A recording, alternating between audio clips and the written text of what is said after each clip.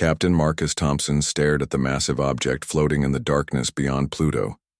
The UES Defiance had traveled farther from Earth than any human ship before it. 3 months into their deep space mission, they had discovered something that should not exist.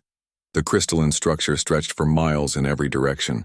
Its surface reflected the distant stars like a giant mirror made of ice. Strange patterns of light moved beneath its transparent walls, pulsing with a rhythm that seemed almost alive.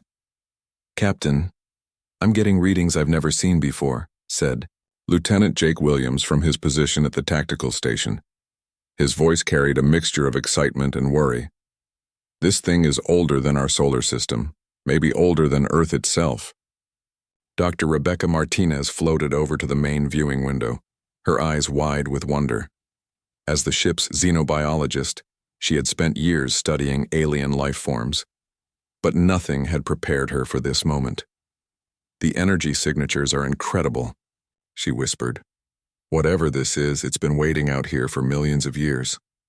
Captain Thompson had led many dangerous missions in his 20 years of space service. He had faced asteroid storms, solar flares, and equipment failures that would have killed lesser crews. But something about this ancient structure made his instincts scream warnings. "All stop," he ordered. "Maintain distance of 5 kilometers. The Defiance's engines went quiet. The only sounds were the gentle hum of life support systems and the soft beeping of instruments. The crew of 43 souls hung in space, staring at something that challenged everything they knew about the universe. "Captain, look at this," called out Engineer Lisa Parker from her station. She had been monitoring the structure's energy output when something changed. "The patterns are getting brighter. It's like the thing is waking up." As if responding to her words, the crystalline structure began to glow. The pulsing lights beneath its surface grew stronger and more complex. New patterns emerged, spreading across the massive form like neural pathways lighting up in a giant brain. "Sir, it's scanning us," Lieutenant Williams reported. His tactical displays showed invisible beams reaching out from the structure, passing through the ship's hull as if it were made of air. "Whatever this thing is, it's studying our ship and everyone on board." Dr. Martinez pressed her face against the viewing window. Her scientific training battled with a primitive fear that rose from deep in her mind. Something ancient was looking at them, measuring them, judging them. The scanning beams suddenly stopped. For several heartbeats, nothing happened. Then the structure began to change. Sections of the crystalline walls became transparent, revealing vast chambers within. Strange shapes moved in those chambers, things that might once have been alive. The crew watched in silent amazement as the structure opened itself to them. "Captain, we're receiving a transmission," reported Communications Officer Tom Davis. "It's not coming through our radio systems. The signal is somehow appearing directly in our computer networks." "Put it on the main screen," Thompson ordered. The viewing screen flickered and then showed something impossible. They were looking into one of the chambers within the structure. Strange creatures floated in some kind of preservation fluid. Each was different, but all shared one common feature. These had been predators. The first creature they saw resembled a massive wolf, but its body was made of what looked like living shadow. Its eyes glowed with intelligence that seemed to pierce through the screen and examine each crew member individually. Next came something like a giant eagle, but its wings were made of energy that shifted between different colors. Its beak could have crushed steel, and its talons sparked with electricity. More creatures appeared on the screen. A bear-like beast the size of a shuttlecraft.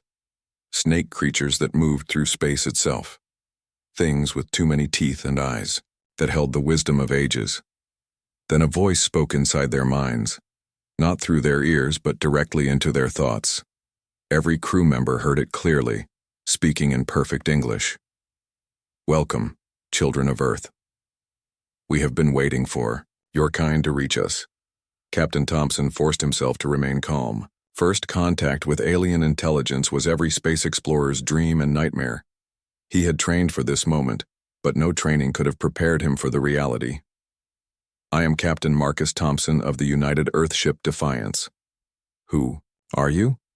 "We are what remains of the Apex Council, the last survivors of civilizations that ruled the galaxy when your world was young. We are the preserved consciousness of species that knew what it meant to hunt, to dominate, to stand at the top of the food chain on 1,000 different worlds. Dr. Martinez stepped forward, her scientific curiosity overcoming her fear. You're all extinct now. Our bodies died long ago. Our worlds fell to time and disaster. But we preserved ourselves here, waiting for the right moment, the right species to carry on our legacy. Lieutenant Williams checked his tactical readings again. The structure showed no weapons, no signs of hostile intent. But the power levels were beyond anything humanity had ever encountered. These beings could destroy the Defiance with a thought if they chose to. "Why are you telling us this?" Thompson asked. The wolf-like creature seemed to smile, revealing teeth that could have bitten through starship hull. "Because you are like us, Captain Thompson. Your species evolved differently than most. While others descended from prey animals, from creatures that ran and hid, you came from hunters." Images flashed through their minds. Early humans tracking, massive beasts across ancient plains. Persistence hunters who never gave up, who followed their prey for days until exhaustion claimed it. Humans working together, planning, thinking, adapting. "We have watched your development for millennia." The voice continued. "We saw how you learned to use tools, how you conquered fire, how you spread across your world and then reached for the stars. You have the instincts of apex predators, but something more, something we never had." "What's that?" Dr. Martinez asked. "You hunt to protect your pack, not just to feed yourselves. You will risk your lives for strangers. You turn enemies into allies. This makes you unique among all the predator species we have known." The screen showed new images, vast fleets of dark ships moving between stars, consuming entire worlds, civilizations falling to something hungry and endless. A great threat comes to this galaxy. We call them the Devourers. They were once like us, apex predators who ruled their world. But they lost their way. They became something that exists only to consume, to destroy, to grow stronger by eating everything in their path. Captain Thompson felt ice form in his stomach. "How long do we have?" "Perhaps a century. Maybe less. They have already claimed 17 galaxy clusters. When they finish consuming those, they will come here." The crystalline structure pulsed brighter, and the crew felt something changing in their minds. Knowledge flowed into them, understanding of technologies and tactics developed over millions of years by dozens of different predator species. "We offer you a choice, humans of Earth. Accept our legacy. Learn from us. Become what we could never be. Become apex predators who guard life, instead of consuming it." Lieutenant Williams looked at the readings on his tactical display. His understanding of the numbers had changed. He could now see patterns in energy flows that had been invisible before. The knowledge felt natural, like remembering something he had always known. "If we refuse?" Thompson asked, though he already knew the answer. "Then you will face the Devourers as you are now, brave and determined, but lacking the tools and knowledge needed to stand against beings who have consumed galaxies." Dr. Martinez felt tears running down her face. The weight of the choice pressed down on all of them. Accept the legacy of extinct apex predators and become something more than human, or remain as they were and watch their galaxy burn. "We need time to consider this," Thompson said. "Of course, but know this, Captain. The choice must be made soon. The Devourers grow stronger with each world they consume, and we grow weaker with each passing day. Soon we will not have the power to transfer our knowledge to you." The transmission ended. The structure's glow faded to its previous level. The crew of the Defiance floated in silence, each lost in their own thoughts about a choice that would determine the fate of every living thing in their galaxy. Captain Thompson looked out at the ancient structure and wondered if humanity was ready to become something it had never been before. The guardians of the galaxy, the chosen successors of apex predators who had learned that true strength came not from conquering, but from protecting all life. 3 weeks after the Defiance returned to Earth, Admiral Patricia Hayes stood in the briefing room of United Earth Command. Around the table sat the most skilled people humanity had to offer. The Apex Council had made their demands clear. If Humans wanted their knowledge and power. They had to prove themselves worthy first. The alien structure has moved into Earth orbit, Admiral Hayes began. They call it the testing ground preparation. 20 volunteers will be transported to a world designed to challenge every aspect of human ability. Marine Colonel David Stone adjusted his uniform and looked around the room. At 42 years old, he had led missions on 3 different planets and survived situations that killed lesser soldiers. But nothing in his experience had prepared him for this moment. "What kind of tests are we talking about, Admiral?" he asked. Dr. Rebecca Martinez, who had volunteered to return to the structure, answered from her seat near the window. "The Apex Council has created trials based on the abilities of different predator species. Each test will push us beyond normal human limits." Engineer Lisa Parker raised her hand. She had spent the past week studying the technical data the aliens had shared. Her mind buzzed with possibilities that human science had never imagined. "The technology they're offering could advance our civilization by thousands of years," she said. "Energy sources that could power entire worlds. Weapons that could protect our solar system, but only if we prove we won't misuse them." Diplomat Robert Chin had joined the group at the last minute. His job would be to understand the political and social aspects of what humanity might become. He had spent his career negotiating peace between human colonies, but this was different. This was about the survival of all life in the galaxy. "The Council has made something clear," Chen said quietly. "Other species have failed these tests before. Species that were stronger than us, smarter than us, more advanced than us, but they all failed because they couldn't work together when it mattered most." Admiral Hayes activated the holographic display in the center of the table. It showed a planet unlike anything in human space. The world had different environments side by side, as if someone had taken pieces from a dozen different planets and fitted them together. "This is where you'll be tested," she said. "The planet changes based on what the Council wants to evaluate. Desert wastelands become frozen tundra. Jungle mazes transform into underwater cities. The only constant is that you'll face challenges no human has ever encountered." The volunteers spent the next week training together. Colonel Stone pushed them through combat exercises that tested their ability to work as a unit. Lisa Parker taught them to use alien technology that responded to thought as much as touch. Robert Chen helped them understand the mental discipline needed to resist panic when facing the unknown. Dr. Martinez studied the biological data the Council had shared. Each test would be overseen by the preserved consciousness of a different, apex predator species. These ancient beings would judge whether humans possessed the qualities needed to become galactic guardians. The day of departure arrived faster than anyone expected. The volunteers stood in the transport chamber aboard the alien structure, watching as Earth grew smaller through the crystalline walls. The journey to the testing world took only minutes, but the experience changed everyone who made it. Space folded around them like water. Stars stretched into streams of light. Reality itself seemed to bend until they emerged in orbit around the test planet. The world below looked peaceful from space, but all 20 volunteers could feel something waiting for them in its varied landscapes. "Welcome to the testing grounds." The familiar voice of the Apex Council spoke in their minds. "Here you will face challenges designed by species that ruled their worlds for millions of years. Some of you will succeed, others will fail.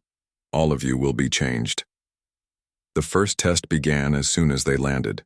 Colonel Stone found himself leading a squad through what looked like an earthly forest, but the trees moved when they weren't. Looking directly at them, strange howls echoed through the air, coming from creatures they could not see. "Stay together," Stone ordered. "Watch each other's backs." The test was designed by the Valoran hunters, the wolf-like beings they had seen in the structure. These creatures had once ruled forest worlds through perfect pack coordination. Now their preserved consciousness watched as humans tried to match their teamwork. Lisa Parker discovered that her squad's equipment worked differently here. The alien tools responded to group thoughts rather than individual commands. When the team focused on a single goal, their weapons became more powerful. When they worked at cross purposes, the technology failed completely. "It's testing our ability to think as one unit while keeping our individual skills," she realized. "We have to be ourselves, but also part of something larger. The Valoran test lasted 3 days. The volunteers faced phantom predators that struck when they separated, bridges that collapsed unless crossed by the entire group, and puzzles that could only be solved when all 20 minds worked together. Colonel Stone felt something changing in his thoughts. The tactical knowledge of the Valorans began flowing into his mind, but it felt natural, like remembering skills he had always possessed. He could sense the location of his teammates even when they were out of sight. He knew instantly when one of them was in danger. The second test transported them to a world of endless ice and snow. Here they faced the trial designed by the Creathian swarm minds, beings that had once conquered frozen planets through hive intelligence. But the Creathians had failed as guardians because they lost individual identity in their group consciousness. Dr. Martinez found herself leading this challenge. The test required them to share thoughts and coordinate actions like a hive mind, but without losing their individual personalities and decision-making abilities. The Creathians failed because they became one mind, she explained as the team struggled, through blizzards that tried to freeze their thoughts. We have to become something new, connected but still individual. Robert Chen excelled in this test. His diplomatic training helped him maintain his own identity while linking his mind to others. He became a bridge between individual consciousness and group awareness, showing the team how to share knowledge without losing themselves. The Ice World test pushed them to their limits. They faced creatures made of living snow that attacked the mind directly. They crossed crevasses that could only be bridged by combining their mental strength. They solved ancient puzzles that required 20 different perspectives working in perfect harmony. By the end of the second test, half the volunteers had gained abilities they never imagined possible. They could communicate through thought alone. They could sense danger before it appeared. They could coordinate actions with the precision of a single organism while maintaining their human creativity and independence. The third test brought them to a world of metal and machinery. Here they faced challenges designed by the Stellar Claw dynasty, beings that had once dominated through superior technology and ruthless efficiency. But the Stellar Claws had destroyed themselves by becoming too cold, too calculating, too divorced from emotion and compassion. Lisa Parker thrived in this environment. The alien machinery responded to her touch like extensions of her own body. But the test was not about technological mastery alone. It was about using advanced tools while maintaining human warmth and empathy. The Stellar Claws built perfect machines but forgot how to care about anything.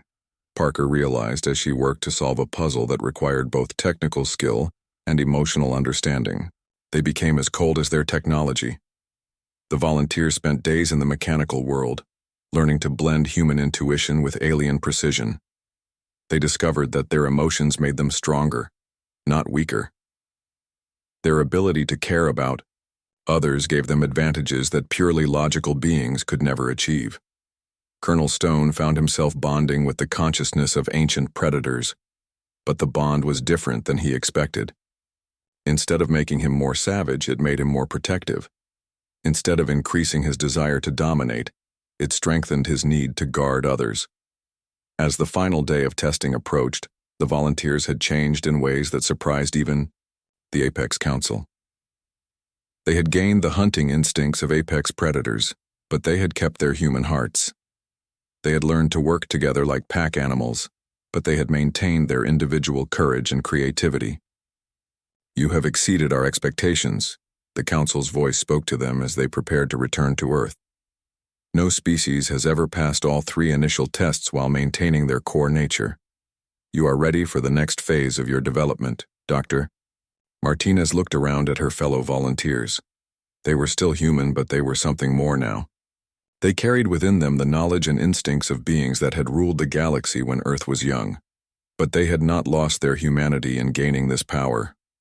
"What happens next?" she asked. "Now you return to your people and prepare them for what is coming." The Devourers grow closer with each passing day. Soon all of humanity will need to make the choice you have made, to become more than human in order to remain human. The journey back to Earth took only moments, but the volunteers knew their lives had changed forever. They were no longer just humans. They were the first of a new kind of being, apex predators who chose to protect instead of consume. Guardians, who would stand between the galaxy and the darkness that was coming. As Earth grew larger in the viewing port, Colonel Stone felt the weight of responsibility settling on his shoulders. They had proven that humans could handle the power of apex predators. Now they had to prove they could use that power to save everything they loved. Ambassador Helen Carter stood on the bridge of the newly constructed UES Guardian, humanity's first ship built with apex predator technology. 6 months had passed since the vault openings, and now came the most difficult task of all. They had to convince other species to trust them. The ship itself was a marvel that combined human engineering with alien knowledge. Its hull could phase between dimensions thanks to Shadowfang technology. Its shields drew power from dark matter manipulation, learned from the Void Stalkers. But all of this meant nothing if other civilizations saw humans as just another apex predator threat. Ambassador, we're approaching the Pacifist Coalition's home system, reported Captain Brian Walsh, Dr. Jennifer Walsh's younger brother who had joined the diplomatic mission. They're hailing us, but their tone suggests they're very nervous. Carter nodded. The Pacifist Coalition represented 47 species that had evolved from prey animals. They had built their entire civilization on the principle that predators were evil by nature. Convincing them to accept human help would require more than just words. The main screen activated, showing representatives from several coalition species. There were beings that looked like giant rabbits, others resembling peaceful deer-like creatures, and some that appeared to be evolved fish. All of them showed obvious fear when they looked at the human crew. Humans of Earth, spoke the lead representative, a creature that looked like a walking tree with gentle eyes. We know what you have become. The Apex Council's chosen successors. We have seen this before. Predators always promise protection, but they always end up consuming those they claim to guard. Ambassador Carter had expected this reaction. She stepped forward, making sure her body language showed no threatening movements. I understand your fears. You have every right to be suspicious of us, but we're not asking you to trust us based on our words alone. She gestured to Lieutenant Kelly Foster, one of the volunteers who had bonded with the Shadowfang during the vault exploration. Foster had learned to control her predatory instincts better than anyone, channeling them entirely toward protection rather than dominance. Lieutenant Foster will demonstrate what we mean when we say we choose to be guardians rather than hunters, Carter announced. At that moment, alarms began sounding throughout the Coalition home system. Long-range sensors had detected something approaching from deep space. Devourer scout ships, the advance guard of the consuming fleet, had found the peaceful Coalition worlds. We can protect ourselves, the tree-like representative said quickly, but Carter could hear the fear in its voice. We have defensive satellites and shield generators. The Devourer scouts moved like nothing the Coalition had ever faced. Their ships were twisted amalgamations of consumed species, part organic and part machine. They phased through the Coalition's energy shields as if they weren't there and began attacking civilian populations directly. Lieutenant Foster looked at Ambassador Carter, waiting for permission. Carter nodded, and Foster activated her Shadowfang abilities. She didn't ask for command of Coalition forces or demand they follow her orders. Instead, she simply acted to protect innocent lives. Foster's consciousness slipped between dimensions, allowing her to perceive the Devourer ships from angles they couldn't defend against. But instead of using this advantage to attack, she used it to position herself between the enemy and civilian targets. The Coalition representatives watched in amazement as Foster threw herself directly into the path of Devourer energy beams meant for evacuation ships filled with children. Her phase shift armor absorbed attacks that would have destroyed entire city blocks. She's sacrificing herself for people she just met, whispered one of the rabbit-like beings. No predator would do that. Foster didn't just defend passively. Using her dimensional abilities, she began redirecting Devourer attacks back at their own ships.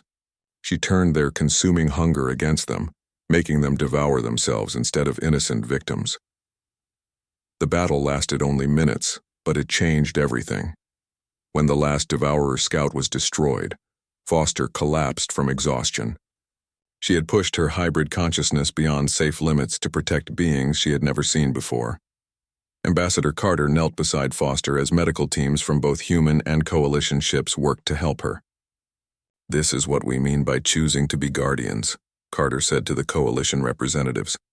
"Lieutenant Foster nearly died protecting your people, and she would do it again without hesitation." The tree-like representative's entire body language changed. Fear was replaced by something humans had rarely seen from prey species when looking at predators: respect. "We may have misjudged you," the representative admitted. "But one act of heroism does not erase millions of years of predator behavior. How do we know you won't change? How do we know you won't become like the devourers?" Dr. Jennifer Walsh, monitoring the conversation from the Guardian Science Station, provided the answer. "Because we're not alone. Every human who has bonded with apex predator consciousness remains connected to all the others. If any of us starts to fall to corruption, the rest of us will know immediately." She demonstrated by sharing her thoughts with the coalition representatives. They could see the mental network that connected all enhanced humans, the way they supported each other, and watched for signs of the corruption that had claimed previous apex predator species. "We are a pack of guardians," Carter explained. "And the most important rule of our pack is that we protect others, even at the cost of our own lives." Meanwhile, on the other side of the galaxy, General Nathan Brooks was facing a very different challenge. The warrior cultures of the Spiral Arm respected strength above all else, but they had never encountered beings who combined predatory power with protective motivations. The Battlescale Empire ruled 30 star systems through military might. Their representatives were massive reptilian beings that had evolved from pack hunters similar to Earth's ancient dinosaurs. They measured worth through combat prowess and saw diplomacy as weakness. "You claim to be apex predators," General Corax of the Battlescales said as he examined Brooks and his team. "But you speak of protection and cooperation. These are the words of prey animals trying to seem dangerous." Brooks had expected this reaction. Unlike the pacifist coalition, the warrior cultures needed to see strength before they would listen to anything else. He accepted Corax's challenge to single combat, but with conditions that would demonstrate human values. "I will fight you," Brooks agreed, "but not to prove dominance. I will fight to prove that true strength comes from protecting others, not from conquering them." The combat arena was filled with representatives from a dozen warrior species. All of them expected to see either human weakness or the same predatory aggression they had known from other apex species throughout history. General Corax was a formidable opponent. Standing 12 feet tall with natural armor plating and claws that could cut through steel, he had never lost a single combat. His species had ruled their world by being the ultimate pack hunters, working together to bring down prey much larger than themselves. But Brooks had advantages that Corax didn't expect. His bond with the Titan Bear consciousness gave him strength and durability beyond normal human limits. More importantly, his connection to the other enhanced humans provided tactical support that no individual fighter could match. The battle began with Corax using traditional battle-scale tactics, trying to overwhelm Brooks with speed and ferocity. But Brooks fought differently than any opponent Corax had faced.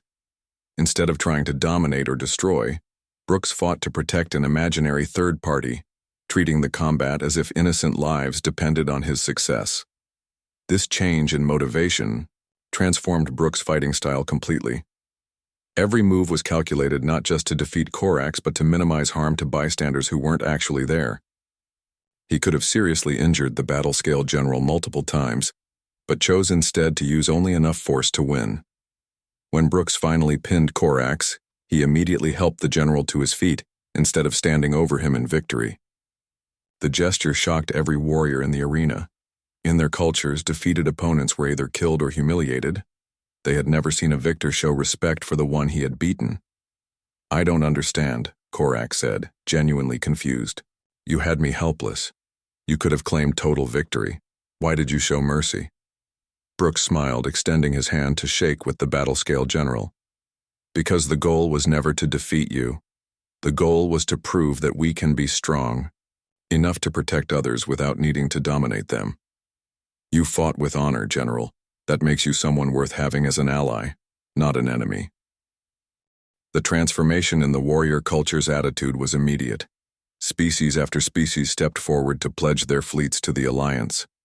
They had finally found apex predators who fought for others rather than for themselves. But the real breakthrough came when news of Lieutenant Foster's sacrifice spread throughout the galaxy. The story of a human predator who nearly died protecting alien civilians resonated with species that had never trusted apex hunters before. Ambassador Carter found herself fielding requests for alliance from civilizations across known space. The Aussie prey species began to understand that predators could choose to be guardians. The warrior cultures recognized humans as kindred spirits who had transcended their base nature. Dr. Rebecca Martinez, working with the Enhanced Humans Collective Consciousness, established the Guardian Protocols. These were rules that would govern how human-predator hybrids use their abilities. Every enhanced human swore binding oaths that their power would serve all life, not just humanity. The protocols were simple but absolute. No enhanced human could use their abilities for personal gain. No human could claim authority over other species. Most importantly, any human who showed signs of the corruption that had claimed previous apex predators would be stopped by their fellow guardians, even if it meant destroying them. These protocols are our promise to the galaxy, Carter announced as representatives from hundreds of species gathered to formalize the alliance. We will be the guardians that previous apex predators failed to become. And if we ever falter in that duty, we give you permission to stop us by any means necessary. The alliance that formed that day included species from every type of evolutionary background. Prey animals stood beside predators. Peaceful civilizations worked with warrior cultures. For the first time in galactic history, apex predators had proven they could be trusted. But even as the alliance celebrated, long-range sensors detected new movement in the void between galaxies. The Devourer main fleet was approaching, and they were larger than anyone had imagined. The real test of humanity's transformation was about to begin. Admiral James Mitchell stood on the bridge of the UES Defiance, now rebuilt with Apex Predator, technology that made it more powerful than entire fleets from the old days. Around him, the largest Alliance fleet in galactic history prepared for battle. Ships from 200 different species formed defensive lines at the galaxy's rim, waiting for an enemy unlike anything they had ever faced. The Devourer Vanguard emerged from dark space like a nightmare made real. Their ships were not built but grown, twisted amalgamations of consumed civilizations fused into weapons of pure hunger. Each vessel pulsed with organic rhythms while bristling with technology, stolen from 1,000 different species. "Admiral, we're detecting over 3,000 enemy ships," reported Lieutenant Commander Sarah Davis from the tactical station. Her enhanced senses, gained through bonding with Tech Lord consciousness, could perceive details that normal humans would miss. But these readings don't make sense. Each ship registers as containing multiple species, all somehow merged together. Admiral Mitchell felt the presence of his fellow enhanced humans through their mental network.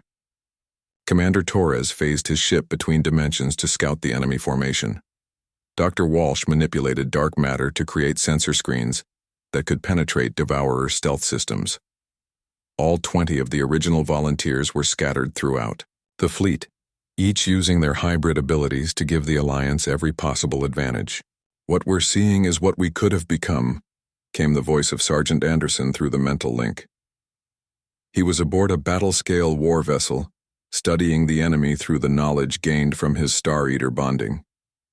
These were once apex predators like us, but they chose consumption over protection. The Devourer ships moved with tactics that were eerily familiar. They used pack hunting strategies, dimensional manipulation techniques, and coordinated attacks that mirrored the abilities humans had gained from the Apex Council, but everything was twisted, perverted into tools of endless hunger rather than protection. Captain Susan Reynolds, commanding a strike team of stealth ships, received permission to attempt a boarding action on one of the smaller Devourer vessels.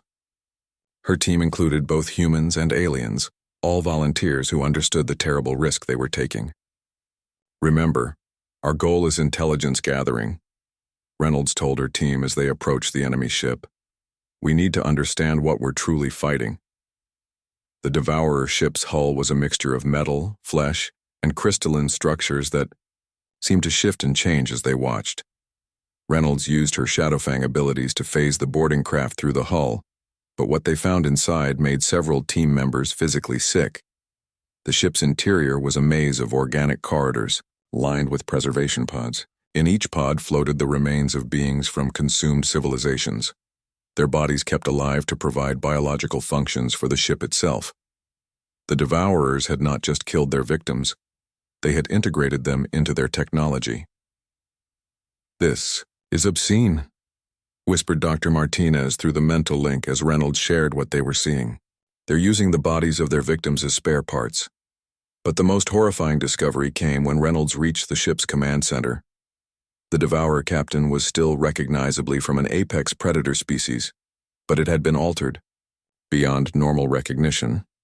Extra limbs grafted from different species gave it enhanced capabilities.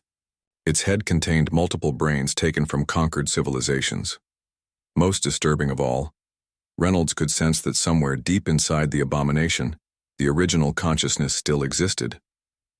The creature that had once been a proud apex predator was trapped inside its own corrupted body, screaming silently as it was forced to participate in endless consumption. "Help me!" the Devourer captain managed to whisper when it saw Reynolds. For just a moment, the original personality broke through the corruption. "Please, kill me. End this nightmare." Reynolds felt tears running down her face as she realized the full horror of what the Devourers represented. They were not evil by choice. They were apex predators who had been consumed by their own power, transformed into weapons that destroyed everything they had once sworn to protect. "I'm sorry," Reynolds whispered as she activated a device that would free the trapped consciousness from its corrupted shell. "You deserved better than this." The intelligence gathered from the boarding action changed everything the Alliance thought they knew about their enemy. The Devourers were not just conquerors or destroyers. They were apex predators who had fallen to the ultimate corruption, becoming living examples of everything the Alliance was fighting to avoid. Admiral Mitchell used this knowledge to develop new tactics.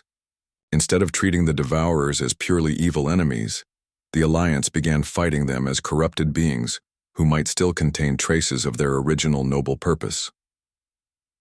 Colonel Stone led a squadron of Titan Bear-enhanced fighters against a cluster of Devourer assault ships, but instead of simply trying to destroy them, he focused on disrupting the corruption that held them together.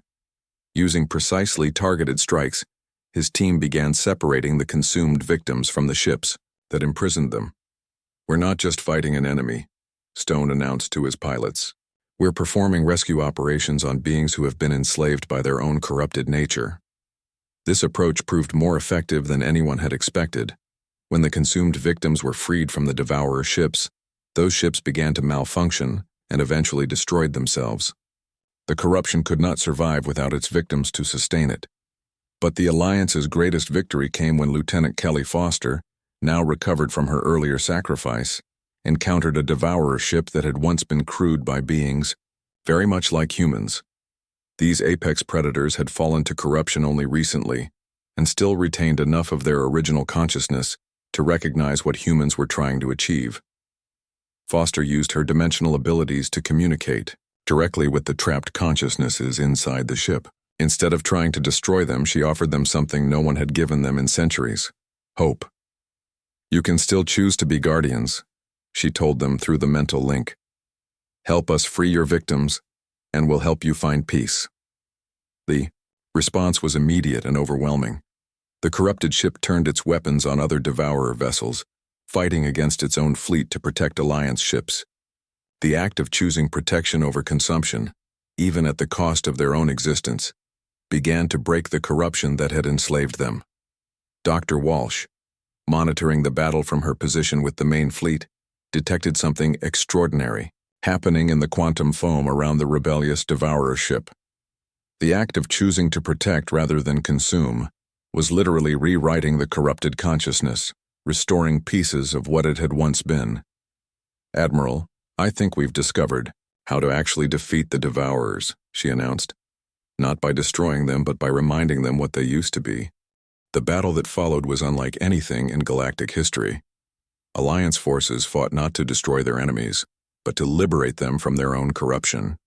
Enhanced humans used their apex predator abilities to connect with the trapped consciousnesses inside Devourer ships, offering them redemption instead of death. Ship after ship of the Devourer vanguard began turning against their own fleet as their original consciousness was restored. The corruption that had seemed absolute proved vulnerable to one thing the Devourers had forgotten existed: the choice to put others before yourself. But the victory came at a terrible cost. Many Alliance ships were destroyed by Devourers who were too far gone to be saved. Hundreds of enhanced humans pushed their abilities beyond safe limits to reach the trapped consciousnesses of corrupted, apex predators. Admiral Mitchell himself nearly died when he used his Tech Lord enhancements to interface directly with a Devourer command ship's network. The corruption tried to spread to him, to turn him into another consuming weapon. Only the mental support of his fellow enhanced humans saved him from falling to the same fate that had claimed so many apex predators before. When the battle finally ended, nearly half the Devourer vanguard had been liberated rather than destroyed. The freed ships immediately began working to undo the damage they had caused, using their knowledge of Devourer tactics to help prepare defenses against the main fleet that was still approaching. "We've proven something important today," Admiral Mitchell announced to the assembled fleet commanders. "The Devourers can be defeated, but not through superior firepower. They can only be defeated by proving that apex predators can choose a different path." But even as the Alliance celebrated their victory, long-range sensors brought sobering news.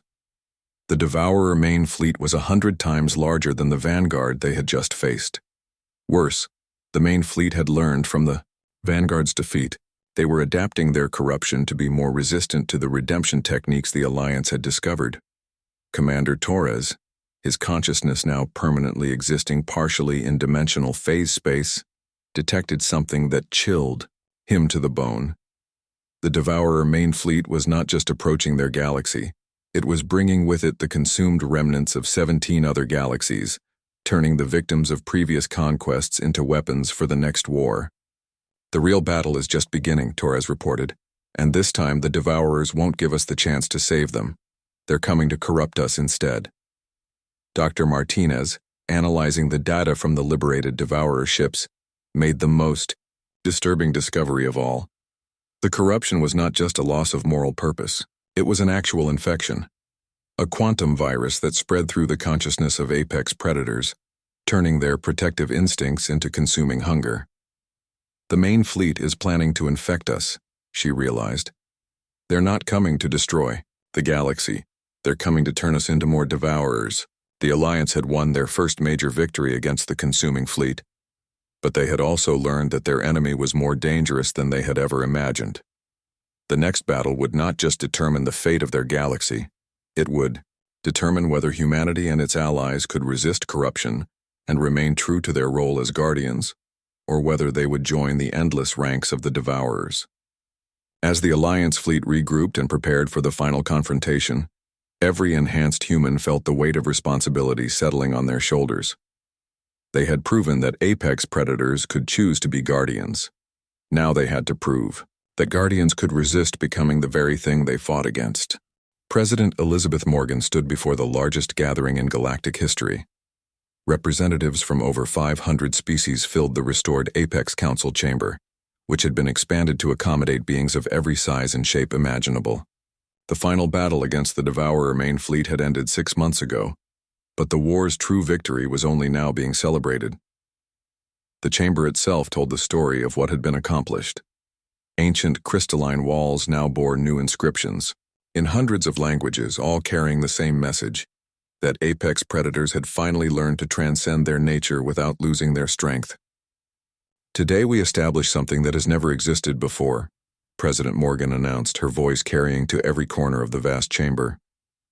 "A covenant between predator and prey, between hunter and hunted, between those who have power and those who need protection." Commander Michael Torres stood nearby, his form now partially existing in multiple dimensions simultaneously.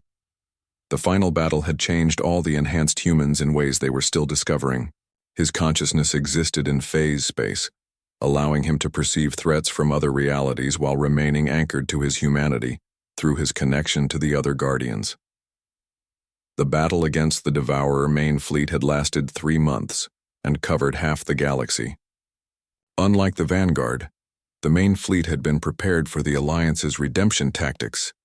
They had brought weapons specifically designed to corrupt Guardian consciousness, quantum viruses that turned protective instincts into consuming hunger. Dr. Jennifer Walsh, her eyes now reflecting the darkness between stars, had been the first to understand how the corruption worked. The Devourers were not just trying to destroy the Alliance. They were trying to create more of themselves by infecting apex predator consciousness with an overwhelming need to consume rather than protect. The corruption spreads through our enhanced abilities, she had realized during the height of the battle. Every time we use apex predator powers, we risk infection, but there's something the Devourers didn't count on. The something had been humanity's pack nature, enhanced and refined through their connection to each other and their alien allies. When one enhanced human began showing signs of corruption, the others could help them resist through their shared consciousness network. Lieutenant Kelly Foster had been the first to be infected during a rescue mission to save civilians from a Devourer assault world. The quantum virus had begun turning her protective instincts into consuming hunger, making her want to devour the very people she was trying to save. But instead of falling to corruption as every previous apex predator had done, Foster found herself supported by the consciousness of her fellow Guardians. Dr. Martinez reached across space to share her own protective instincts with Foster. Commander Torres used his dimensional abilities to help cleanse the infection from her mind. Colonel Stone provided the tactical discipline needed to resist the virus's influence. "I can feel it trying to change me," Foster had said during the cleansing process. "It wants me to see other beings as food instead of people to protect. But your voices are stronger than its hunger." That moment had changed everything. The Alliance realized that the enhanced humans' greatest strength was not their individual apex predator abilities, but their ability to support each other against corruption. No single Guardian had to face the infection alone. Dr. Rebecca Martinez, now bearing the consciousness of multiple hive mind species, had developed the technique that won the war. Instead of fighting the Devourers ship by ship, the Alliance began creating massive networks of shared consciousness that could cleanse corruption on a galactic scale. "We're not just individual Guardians anymore," Martinez had explained as the technique was implemented. "We're nodes in a network of protection that spans the entire galaxy. Every being who chooses to protect others strengthens the network and helps resist corruption." The final battle had taken place at the galactic core, where the Devourer main fleet had tried to corrupt the supermassive black hole itself, turning it into a weapon that would consume all matter and energy in the galaxy. The Alliance had responded by creating the largest consciousness network in history, linking not just enhanced humans but willing volunteers from every member species. President Morgan remembered that final moment when victory had been achieved. Over 1 billion beings across the galaxy had joined their minds together in a single network dedicated to protection rather than consumption. The combined force of their shared purpose had not just cleansed the Devourer corruption, but had begun healing the consumed remnants of the 17 galaxies the enemy had brought with them.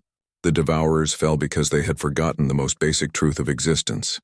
President Morgan continued her address to the Assembly. "No being, no matter how powerful, can survive alone. They consumed others to make themselves stronger, but in doing so they cut themselves off from the connections that could have saved them." Sergeant Paul Anderson, now carrying the purified consciousness of redeemed Star Eaters, had made the most important discovery in the aftermath of the final battle. The corruption that created Devourers was not permanent.